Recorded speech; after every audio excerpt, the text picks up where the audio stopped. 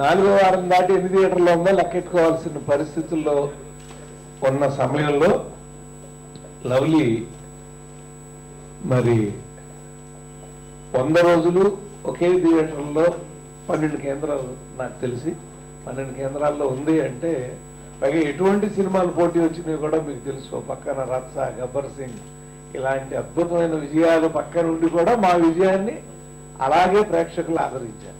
నేను ఎప్పుడో మహాసంగ్రామంలోనూ దేంట్లో డైలాగ్ రాశాను, నీకంటే బలవంతుడితో పెట్టుకో ఎప్పుడైనా గెలిచే అవకాశం ఉంది, నీకంటే అదృష్టవంతుడితో పెట్టుకోవద్దు ఇప్పుడు గెలవలేవు. వాడు అదృష్టవంతుడు, ఎందుకంటే మంచి కథలు దొరకటమే అదృష్టం అండి, సెలెక్ట్ చేసుకోవడం కూడా అదృష్టమేనండి. ఒకరిని కొట్టడానికి 4 గుంపుగా వచ్చేస్తే చాలదన్నా, ఆ ఒక్కడు ఎలాంటోడో ఎలా కొడతాడో 4 కనుక్కొని మీరు రావు. హఠాత్తుగా అటాక్ చేసిన వాడిని అడ్డంగా పడుకోబెట్టేశారు, ఎదురుగా వస్తే వదులుతానేట్రా. చాలా చాలా సంతోషంగా ఉంది ఈరోజు లవ్లీ 100 days. అండ్ ఫస్ట్ జయ గారికి అలానే రాజు గారికి స్పెషల్ థ్యాంక్స్. జయ గారు నిజంగా చాలా హార్డ్ వర్క్ చేశారు ఈ సినిమాకి. అండ్ రాజు గారి గురించి నేను కొత్తగా చెప్పక్కర్లేదు. సో ప్రొడ్యూసర్గా ఆయన ఫస్ట్ ఫిలిం కూడా ప్రేమ కావాలి కూడా చాలా హెల్ప్ చేశారు as PRO. And second film ప్రొడ్యూసర్గా చాలా బాగా ప్రమోట్ చేశారు ఈ సినిమాని, చాలా బాగా రిలీజ్ చేశారు. సో రాజు గారికి అలానే మా టీం అందరికి, శ్యామ్ గారు డైలాగ్స్ చాలా బాగా రాశారు, సో శ్యామ్కి. అండ్ అనూప్ మ్యూజిక్ మా ఇద్దరు combination second film. And my cinematographer Arun గారికి, ఆయనకి చాలా థ్యాంక్స్. అండ్ ఈవెన్ ఆయన కూడా put on lot of hard work for this film.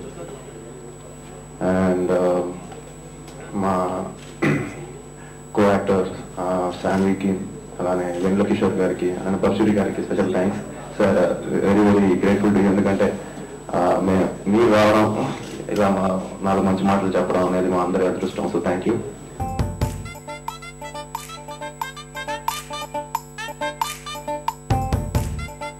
వేస్టే నువ్వు, రొమాన్స్ సెల్సే లేవు నీ బాడీలో.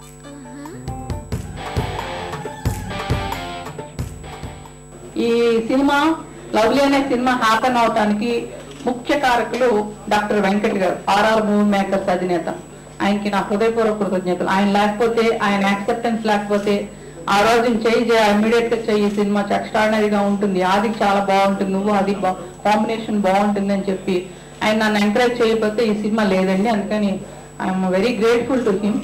ఆయన ఎప్పుడు అంతే, నేను ప్రేమికులు చేస్తానండి మా బ్యానర్ లోనే ఫ్లాప్ అది, సరే బయట ఎవరిస్తారులే నాకు సినిమా అనుకుంటే వెంకట్ గారు వచ్చి గుండం గారు మనోడు చెయ్యమని ఆయన ఎంకరేజ్ చేశారు.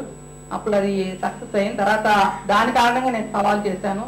తర్వాత మళ్ళీ నాకు కొంచెం గ్యాప్ రాగానే లవ్లీ నువ్వు చెయ్యి అని చెప్పి మళ్ళీ నాకు గ్యాప్ లేకుండా ఒక సినిమా ఇచ్చి నాకు అదికి ఇంత మంచి సక్సెస్ రావడానికి ఆయన రీజన్ అయ్యారు.